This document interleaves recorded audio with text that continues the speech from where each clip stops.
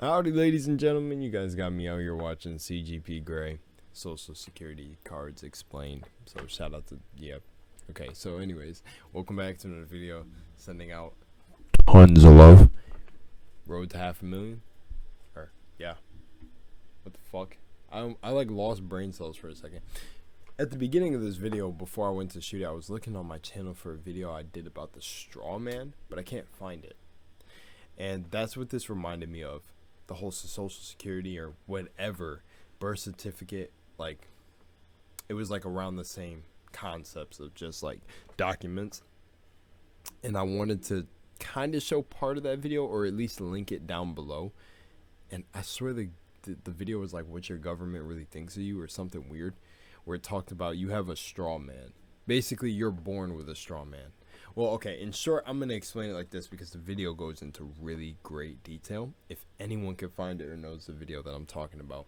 But it's where it basically goes into depth about your name. Basically, so,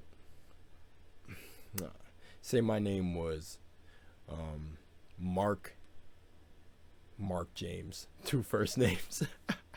Mark James, right? And on my birth certificate, it would say Mark James. So when you get arrested, it's not Mark James it's not you getting arrested. It's Mark James. And basically everything that you ever commit is tied to whatever the straw man is. And the straw man's not you, but you pay for the crimes of the name that's sold. It was a wild ass video. It was like called a straw man or something. Not like the should I say literary technique, or the thing that happens during debates, like a straw man fallacy, whatever the fuck it's called. But not that straw man, but I'm pretty sure this is called a straw man. And it's like every single one of us has one. But I don't think I can find it.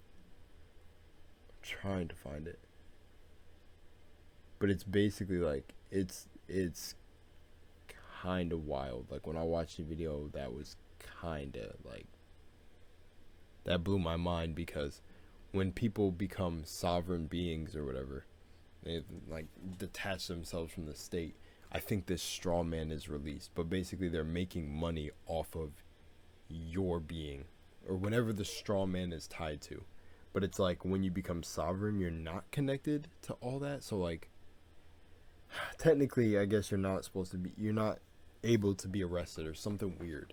But basically it's like, you're not even you. You're a copy, or there's like a copy of you that exists, that is the one that if you get committed of anything or get bills, it's locked to that entity that they created for you from the day you were born.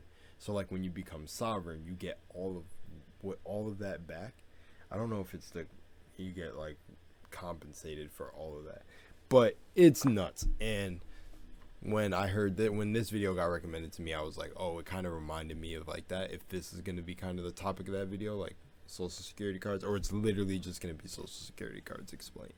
I guess we'll find out. Let's hop in. Waste no more time. Americans love their independence, a nation of pioneers living out from under the eye of government, except for all the government. As such, unlike many other countries, Americans don't have a national ID card, and even the idea of creating one is a political hot topic every election cycle. The results are always the same. We don't need no ID card. But, suspiciously, US citizens do already have this, a card with a unique number that many places will ask for to prove who you are. This is the Social Security card and number, and it has become a quasi-ID stroke unique password to identify citizens, though that was never its intended use. For Americans, keeping this number secret is super important because it's the key to the government and banks identifying you as you, and losing control of it is the worst kind of identity theft that can happen. So how did Americans end up with a national ID number that isn't one, and a card terribly unfit to identify? It all started in the Great Depression of long ago, when the government created the Social Security program.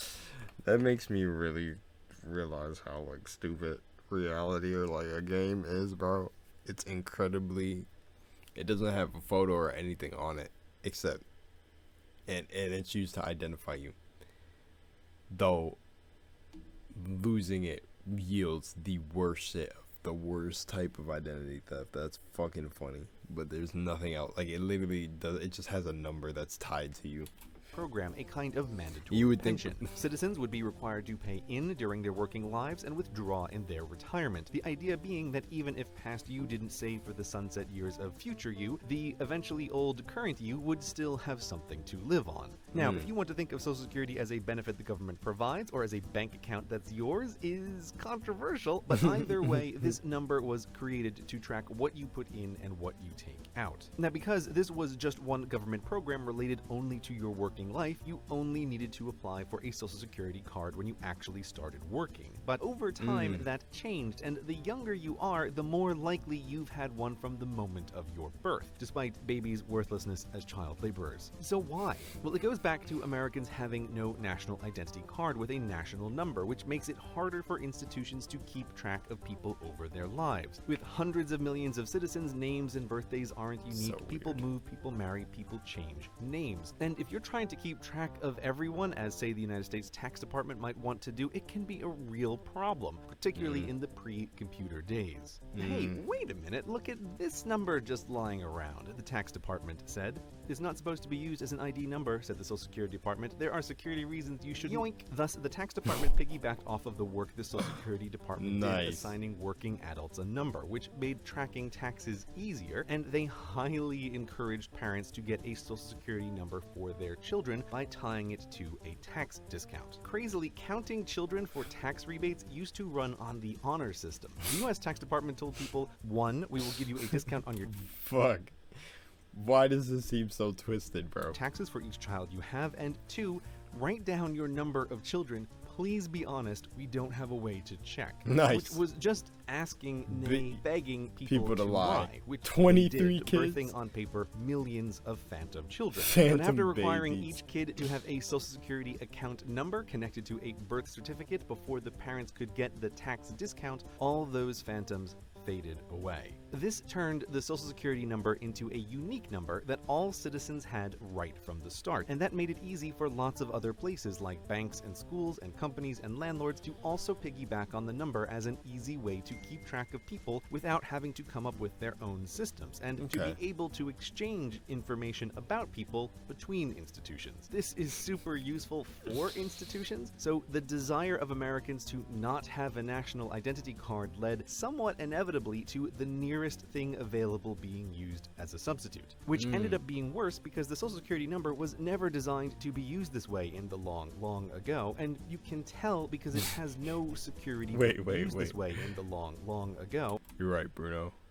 It's not suitable as an ID number. And you can tell because it has no security built into it. Okay, so there's this neat trick that most ID numbers use where they can check themselves to see if they're invalid. The simplest way is to have the last couple digits match the sum of the others. All kinds of ID cards and barcodes do this because it makes it impossible to enter an incorrect number in a computer and makes it harder for fraudsters to guess valid numbers. Oh, that's fucking cool. This is why if you try to buy something online by guessing a credit card number, the website knows it's invalid before you even click buy. But because the Social Security number started life in the long ago, it's just a number with no self-checking security built in. Worse, if you were born pre-2011, it's not that hard to just guess most of the number. The first 3 digits are the state where the parents applied for the card, and the Oh, last 4 damn. digits just count up in order, and the middle digits follow a regular pattern. So Oh, you can shit. take your number, subtract 1, and that's a valid number of someone who was probably born in the same hospital as you around the same time. Thus, a fraudster who knows your time and location of birth can probably get the first 5 digits by just looking them up on a chart. Institutions ask for the last 4 digits as a code to identify you as you, which means it's not that hard to put together your number from a security leak anywhere, or just by connecting a few puzzle pieces. The physical card itself is no help either. Just Facts. a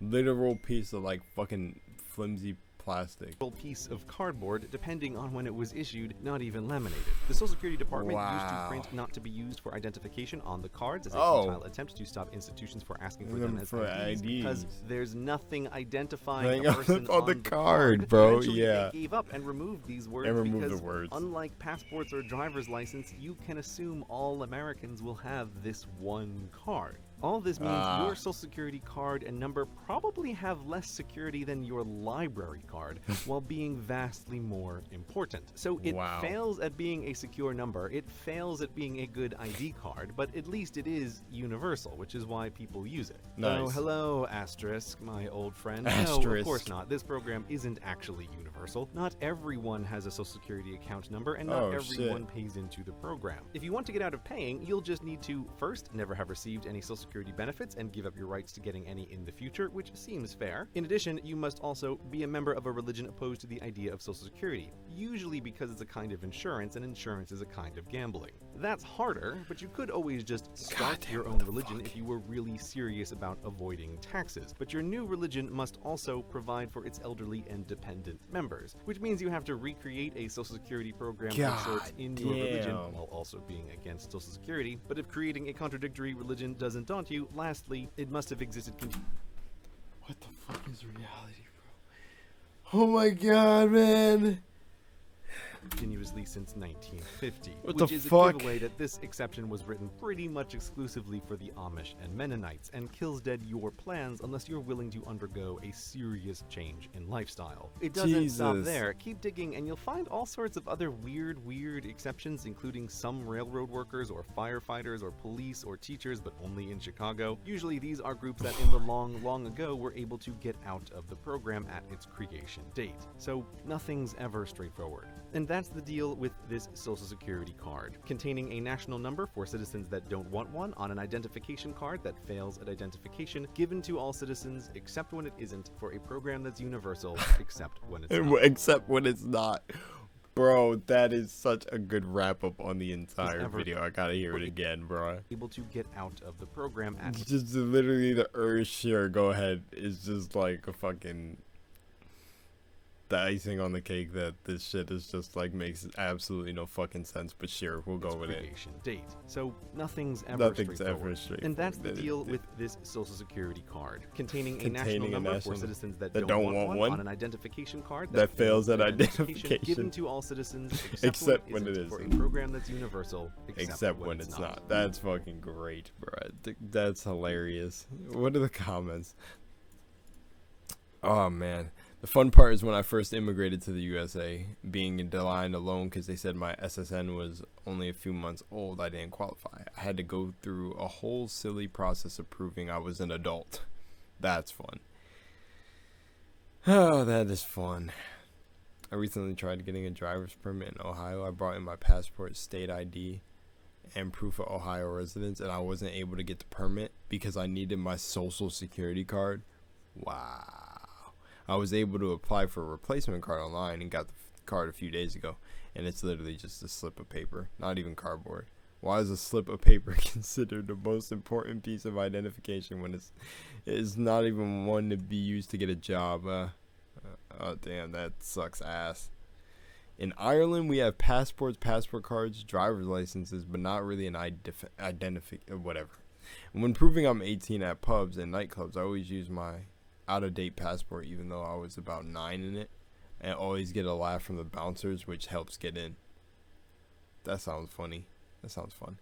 The United States, a nation with a national ID card that isn't a national ID card, and a public healthcare system that isn't a public healthcare system. Oh my fucking, I'm out of here. Much love and moonlight. Peace. Hope you enjoyed. Keep sending me videos. I'm out of here.